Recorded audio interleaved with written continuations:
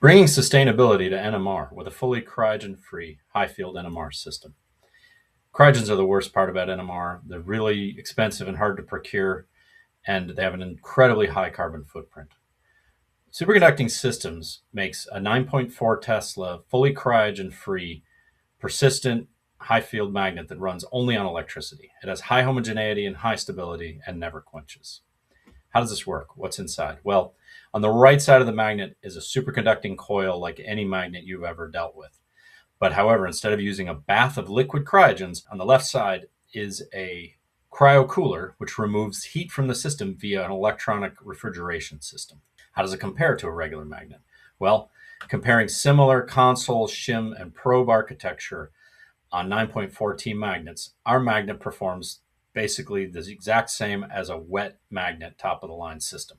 Our magnet is substantially smaller, however, much easier to sight. A line width test will show a 0.26 hertz half max, which is high performing.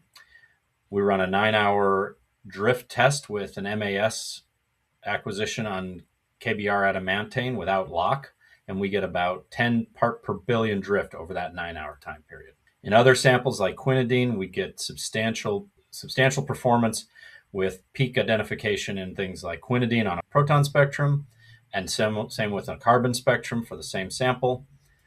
We can do 2D experiments like COSY.